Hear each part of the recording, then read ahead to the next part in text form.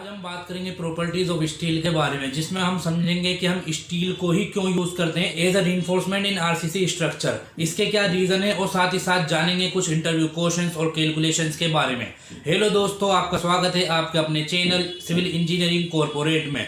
तो आइए चलिए वीडियो को शुरू करते हैं। सबसे पहले समझते हैं स्टील क्या होता है। स्टील हमारा एक एलॉय होता है जो बना होता है आयरन से और कुछ परसेंट ऑफ कार्बन उसमें ऐड होता है।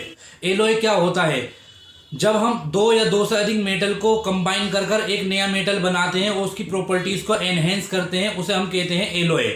अब हम बात करते हैं कि हम स्टील को ही क्यों यूज करते हैं कंक्रीट के साथ। जैसा कि आप जानते हैं कंक्रीट स्ट्रॉन्ग होता है कंप्रेशन में और टेंशन में वीक होता है। मतलब जब हम कोई स्ट्रक्चर बनाते हैं तो उसमें कंक्रीट पर लोड एक्ट करेगा तो वो कंप्रेशन लोड को तो बियर कर लेगा, लेकिन टेंशन लोड को बियर नहीं कर पाएगा, जिससे हमारा स्ट्रक्चर फेल हो जाएगा। इसी स्ट्रक्चर फेलियर को रोकने के लिए स्टील को यूज करने की हमें जरूरत पड़ती है। स्टील को हम टेंशन जोन में प्रोवाइड करते हैं क्योंकि स्टील स्ट्रॉन्ग होता है टेंशन में और वो टेंसाइल लोड को रजिस्ट करता है, इसलिए हम स्टील को यूज करते हैं कंक्रीट के साथ। जैसा कि मैंने बताया, कंक्रीट में कंप्रेसिव स्ट्रेंथ होती है और स्टील में टेंसाइल स्ट्रेंथ होती है। ये दोनों स्ट्रेंथ होती क्या है, चलिए इसके बारे में हम जानते हैं। Compressive strength is the resistance of material to break under compression.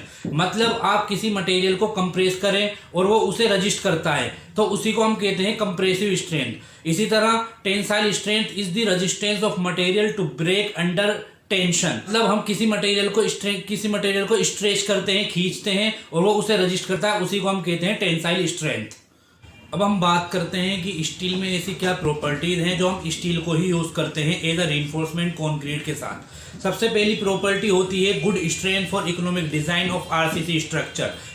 यानी कि स्टील एक बहुत अच्छी स्ट्रेंथ हमारे को देता है इकोनॉमिक डिजाइन के लिए। सेकंड, स्टील बार कंक्रीट के साथ अच्छी ग्रिपिंग यानी पकड़ बनाता है क्योंकि इसमें रिब्स और लग्स होते हैं जो कंक्रीट के साथ अच्छी बॉन्डिंग बनाते हैं। Third, good resistance against corrosion for higher durability. ये कोरोजन को अच्छे से रजिस्ट करता है। Number 4, good bendability to provide required shape. इसको हम जरूरत के मुताबिक किसी भी शेप में ढाल सकते हैं। Last and most important is thermal expansion characteristic.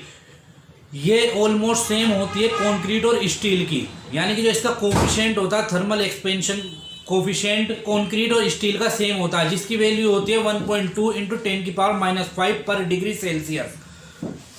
तो आइए जानते हैं कोफिशिएंट ऑफ थर्मल एक्सपेंशन क्या होता है। जब हम किसी चीज का टेम्परेचर बढ़ाते हैं या घटाते हैं तो उसकी वजह से उसके साइज में एक्सपेंड होता है या कॉन्ट्रैक्ट होता है, यानी फैलता है या सिकुड़ता है, तो उसी को हम कहते हैं थर्मल एक्सपेंशन। टेम्परेचर के बढ़ने और घटने के कारण जो साइज में डिफरेंट आता है उसी को हम कहते हैं थर्मल एक्सपेंशन कैरेक्टरिस्टिक, जो कि एक कोफिशिएंट ऑफ थर्मल एक्सपेंशन के कारण होती है। दोस्तों, अगर हमारे इंटरव्यू में पूछा जाए कि थर्मल एक्सपेंशन को हम किस तरह कैलकुलेट करते हैं तो इसका फॉर्मूला होता है अल्फा एल टी, जहां पर अल्फा होता है coefficient of thermal expansion, L होता है लेंथ ऑफ द मेंबर और टी होता है चेंज इन टेम्परेचर। तो आइए से एक एग्जांपल से समझते हैं।